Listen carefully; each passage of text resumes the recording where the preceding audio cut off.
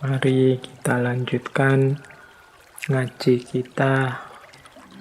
Malam hari ini kita coba menengok gagasan-gagasan orang besar yang luar biasa dari dunia timur, dari India, yaitu Mahatma Gandhi. Nah, beliau ini insya Allah teman-teman pernah mendengar namanya, ngerti kisah beliau. Malam hari ini kita angkat beberapa gagasan beliau yang berhubungan dengan sains dan teknologi. Baik, bismillah, kita mulai. Yang pertama, saya awali dulu ya dari prinsip-prinsip kunci menurut saya yang bisa kita teladani dari keseluruhan gagasan termasuk perilaku yang dijalani oleh Mahatma Gandhi.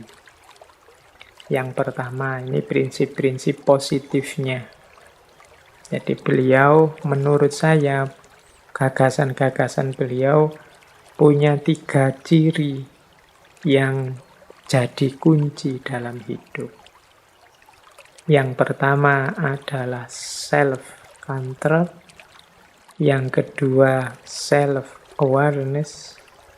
Yang ketiga, harmony with nature. Nah, ini 3 kata ini rasanya sederhana, tapi kalau dijelaskan bisa panjang lebar. Bahkan hampir semua tokoh di banyak kajian ngaji filsafat kita, 3 nilai ini rasanya jadi nilai kunci juga. Yang pertama adalah self-awareness. Self-awareness itu kesadaran diri. Nah, ini kan yang kemarin bisa nyambung dengan tema introspeksi, tema muhasabah, tema mengenali diri, dan lain sebagainya. Karena memang kunci gerbang kemana saja perkembangan kita sebagai manusia itu ada pada kesadaran diri. Kesadaran diri itu berarti kesadaran tentang kemanusiaan kita sekaligus kelebihan-kelebihannya dan juga kelemahan-kelemahan serta batas-batasnya. Ini self-awareness, kesadaran diri termasuk identitas-identitas yang kita sandang, amanah-amanah yang harus kita jalankan, siapa diri kita, dan lain sebagainya. Ini self-awareness. Ini pertanyaan-pertanyaan kunci dan penting sebelum kita berjalan itu kita sadar siapa diri kita. Yang pertama itu. Kalau sudah mengenali diri, menyadari diri, baru setelah itu self-control. Kemampuan mengendalikan diri. Mengendalikan diri itu ya seperti saya bilang kemarin-kemarin, kita harus pinter kapan ngegas, kapan ngerem, kapan lari, kapan istirahat, kapan jalan saja, nggak usah lari. Nah, ini namanya self-control. Kapan kita harus maju, bersemangat, berjuang, kapan kita harus sabar, menunggu, dan tawakal. Ini kemampuan mengendalikan diri. Disinilah kita butuh kebijaksanaan, kita butuh wisdom, kita butuh nalar yang panjang. Jadi setelah kita memahami diri kita, kelebihan, kekurangan kita di mana, setelah itu kan kita mengendalikan diri kita. Apa yang harus aku lakukan, apa yang jangan saya lakukan. Banyak di antara kita yang gagal bukan karena tidak punya kemampuan, tapi karena salah timing. Waktunya orang bergerak, dia diam. Waktunya diam, dia malah ngeyel, bergerak. Akhirnya tidak sukses, salah waktu. Sama kayak orang tinju atau orang sepak bola itu. Waktunya ditendang langsung malah diumpan. Waktunya diumpan saja ditendang langsung, ya ndak gol. Orang tinju juga begitu.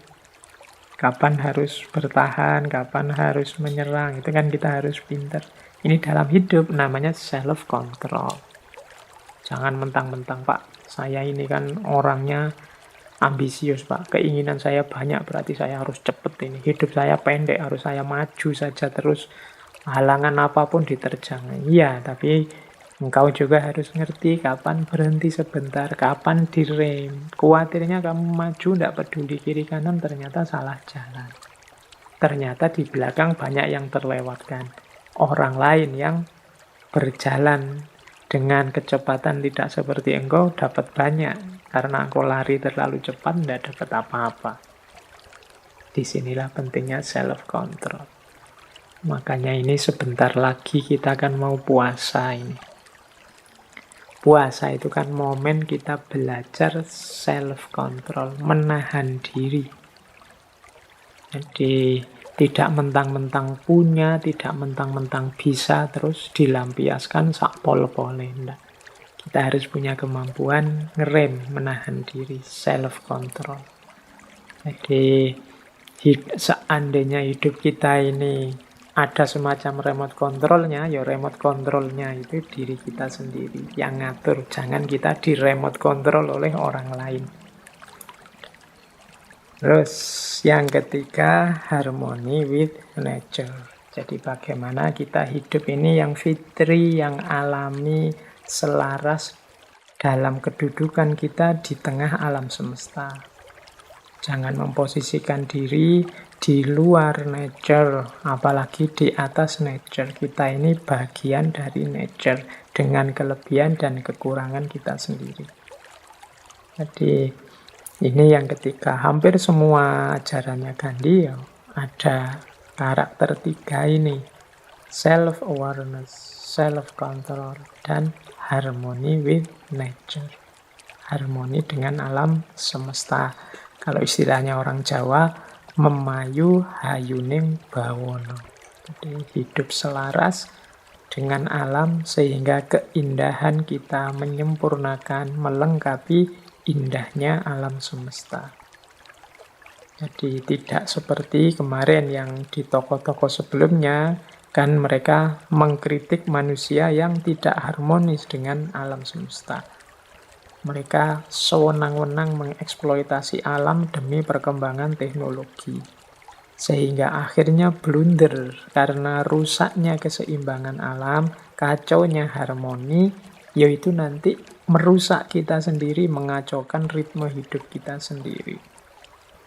Wabah, penyakit, bahkan mungkin termasuk pandemi yang kita alami hari ini, itu mungkin kalau ditelaah mendalam, banyak juga karena andil kita dari gaya hidup kita selama ini yang tidak harmonis dengan alam.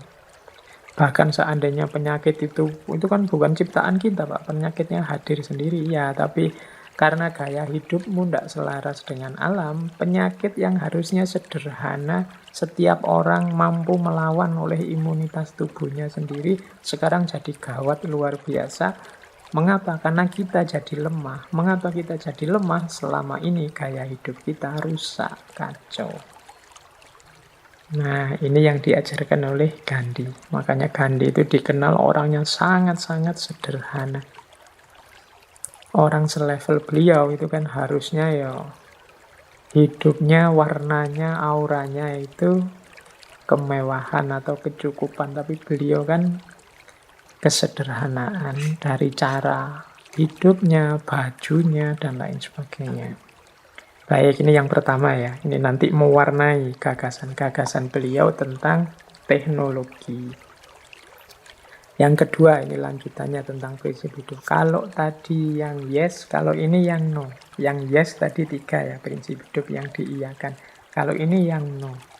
Jangan sampai kita masuk atau punya kualifikasi 7 sins. Ini orang sering menerjemahkannya 7 dosa. Saya lupa tema ini pernah saya sampaikan di mana, tapi memang inilah prinsipnya Gandhi untuk tidak punya karakter ini dalam diri kita, karena ini nanti akan merusak. Yang pertama apa? Kekayaan tanpa kerja, wealth without work. Jadi kaya tapi tidak mau kerja. Kekayaan yang tanpa kerja itu akan merusak. Mungkin membuat orang malas, membuat orang tidak aktif, membuat orang ngertinya senang-senang saja, enak saja. Ini merusak jiwa, merusak mental kita. Kalau jiwa kita rusak, ya sudah, kita tidak akan mampu membangun dunia, menjalankan amanah sebagai wakilnya Tuhan di muka bumi, dan seterusnya. Maka jangan will without work. Jangan memimpikan kekayaan tanpa kerja, dan jangan senang kalau punya banyak kekayaan, tapi kita tidak punya aktivitas, tidak punya pekerjaan. Ini pelan-pelan akan merusak diri kita. Tetap aktif, tetap produktif, tetap kreatif. Nanti kekayaan hanya jadi efeknya. Ini yang pertama. Jadi jangan sampai kita males kalau ditarik jauh prinsip ini. Karena orang males itu orang yang merusak hidupnya sendiri. Sama seperti orang yang bunuh diri. Terus, knowledge without character. Pengetahuan tapi tidak punya karakter. Ini bahaya juga. Pengetahuan yang tanpa karakter ini seperti kita yang tidak punya prinsip, tapi pinter. Hari ini kan kita dibanjiri banyak pengetahuan, banyak informasi dari medsos-medsos dan lain sebagainya. Ini kalau kita tidak punya karakter, maka kita hanya akan diombang-ambingkan. Ada berita ini, kita ikut ke sini. Ada berita itu, kita ikut ke situ. Kita tidak punya karakter, tidak punya prinsip. Jadi, kita tidak tahu cara kita menempatkan diri, cara kita merespon sesuatu. Ini penting apa tidak penting, ini sesuai apa tidak sesuai dengan hidupku. Kita tidak punya parameter itu, karena kita tidak punya karakter. Ini juga hati-hati. Yang ketiga, science without humanity. Pengetahuan tanpa kemanusiaan. Ilmu pengetahuan tanpa kemanusiaan. Ini juga bahaya. Science for science. Tidak memikirkan dampak kemanusiaannya. Yang penting demi ilmu dikembangkan sedalam-dalamnya, demi ilmu ditingkatkan setinggi-tingginya, uji coba sak pol-pole, ndak mikir ini kalau sudah jadi uji coba, ini manfaatnya apa untuk manusia? Gunanya apa? Positifnya apa? Negatifnya apa? Ini berarti mempertimbangkan kemanusiaan. Wong sains teknologi itu kan kita yang mengembangkan. Harusnya dia punya kontribusi yang positif untuk kehidupan kita. Jangan sampai sains without humanity. Apapun sainsnya, termasuk ilmu-ilmu eksakta lah, ilmu-ilmu sosial, humaniora. Ketika dia diproduksi oleh manusia sebagai sejenis ilmu pengetahuan, harusnya punya kontribusi yang positif untuk kemanusiaan. Tidak malah jangan sampai juga ilmunya tambah, teknologinya meningkat, tapi kemanusiaan semakin turun. Hidup sebagai manusia semakin tergerus. Wajah kita sudah bukan lagi wajah manusia, mungkin wajah robot yang mekanis, mungkin wajah binatang, bahkan mungkin wajah setan karena isinya hanya dengki dan ingin menjatuhkan yang lain. Nah, ini science without humanity. Kemudian politik without principle. Jadi politik yang tidak punya prinsip. Politik yang hanya ingin enak saja, numpuk kekayaan saja, menang saja di atas yang lain. Prinsipnya hanya menang kalah. Aku harus menang, yang lain harus kalah. Ini juga bahaya untuk kehidupan kita. Jadi politik yang tidak punya visi. Politik yang dijadikan pekerjaan, karier. Sebagai yang utama. Nah, kalau dia sebagai yang berarti tidak ada lagi target selain itu, apalagi mempertimbangkan kemanusiaan. Ini juga hati-hati, bisa membahayakan hidup kita. Kemudian pleasure without conscience. Senang tanpa kesadaran. Mentang-mentang enak, dilanjutkan. Terus mentang-mentang senang, diulang-ulang itu. Terus tanpa kesadaran. Tidak masalah kita menikmati hidup, menikmati anugerahnya Allah, tanda kita bersyukur, tapi tetap dalam kontrol diri, tetap dalam kesadaran. Kalau tidak, nanti lahirnya euforia, lahirnya ekstase.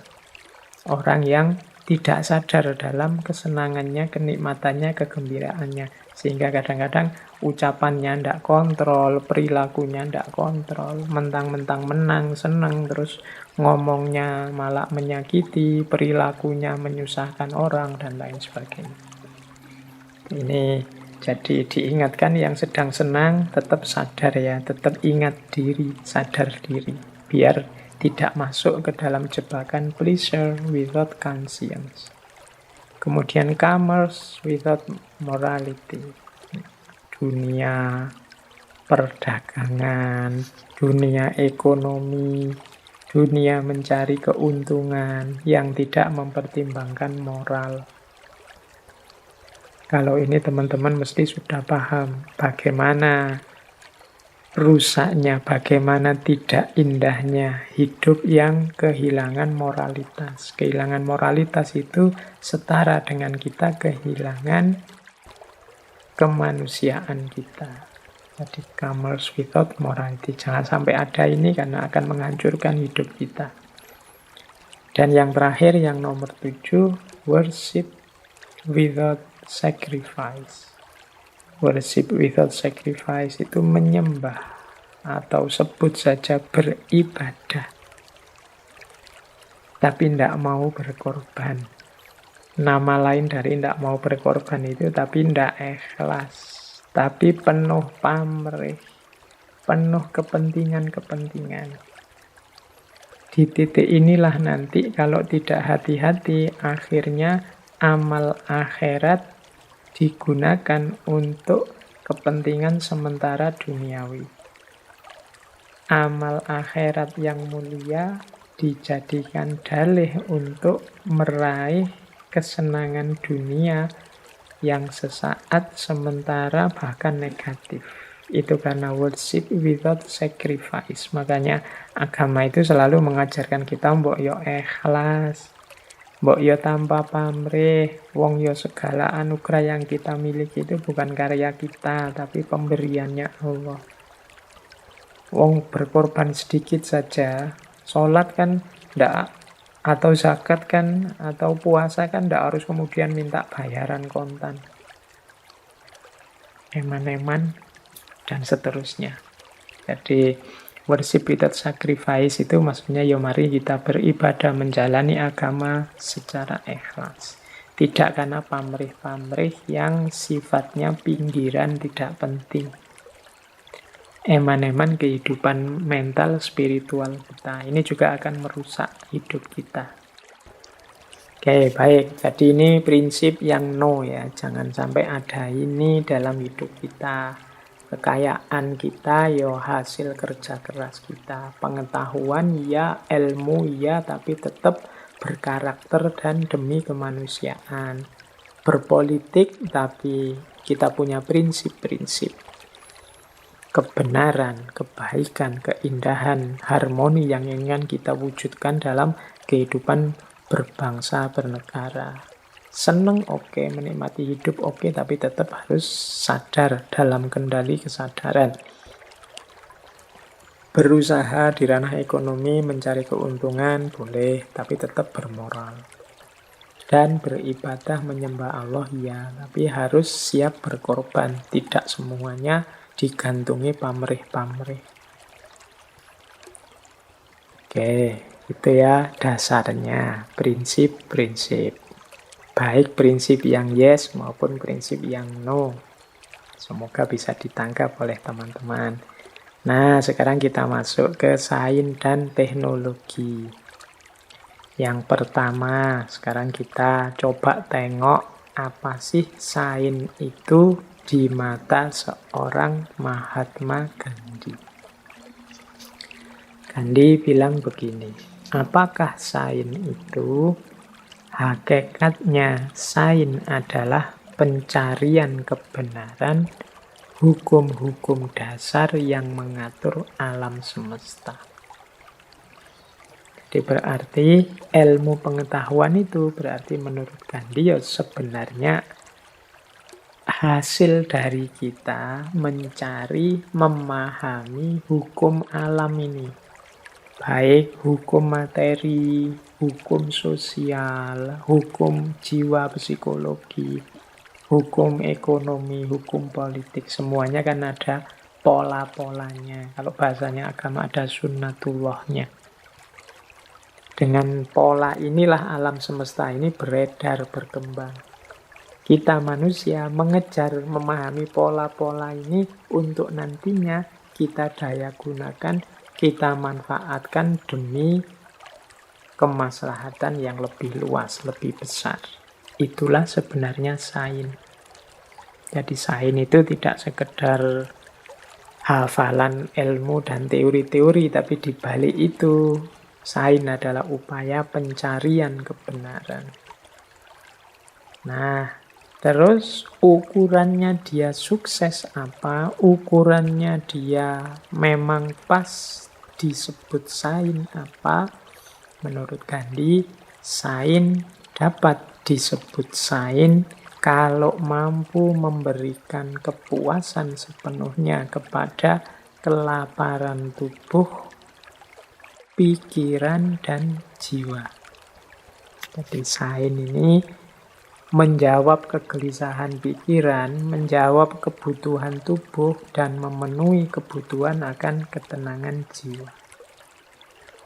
Di titik ini nanti sains itu punya standar-standar, ukuran-ukuran. Ukurannya apa? Sains ini manfaat, sains ini sukses. Ya kalau dia memenuhi kebutuhan kita tentang pikiran yang sehat, tubuh yang sehat, dan jiwa yang sehat.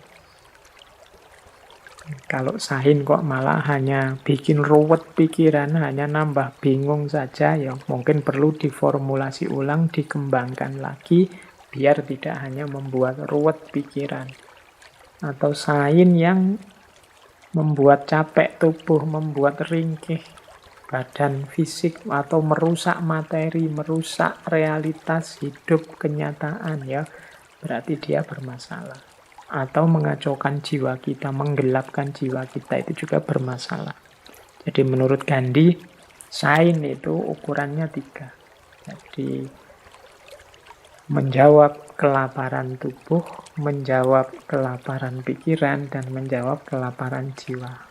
Hasilnya kalau bahasa Arab itu pengetahuan itu diantara cirinya adalah sukunun nafas. Jiwa kita tenang. Orang itu kan dari tidak paham jadi paham, akhirnya kan tenang. Kalau orang sudah paham itu kalem sudah dia. Tapi selama dia belum paham itu kan masih bertanya-tanya, mencari-cari, mengejar-ngejar. Dan ini kalau dalam bahasanya Gandhi, ya, kemampuan sains untuk menjawab kebutuhan fisik, kebutuhan pikiran, dan kebutuhan jiwanya manusia. Disitulah posisinya sains. Jadi kalau ada yang tanya, mengapa sih orang kok mengejar kebenaran?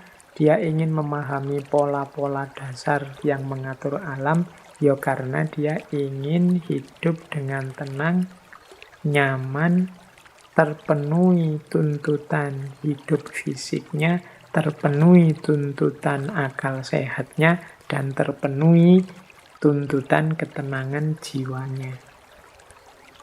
Inilah posisinya sains. Jadi semoga teman-teman bisa menangkap ya arah pembicaraannya Gandhi. Yang selama ini sains kan kita definisikan itu pengetahuan yang sistematis lah, metodis lah, dan lain sebagainya. Ya secara teknis iya. Tapi hakikatnya sains ya sebenarnya upaya kita mencari kebenaran-kebenaran alam dan pola-polanya yang targetnya adalah menjawab kebutuhan materi fisik, menjawab kebutuhan akal sehat, dan juga kebutuhan jiwanya manusia. Baik, kurang lebihnya mohon maaf. Wallahul muwaffiq, wallahu a'lam bishawab. Wassalamualaikum warahmatullahi wabarakatuh.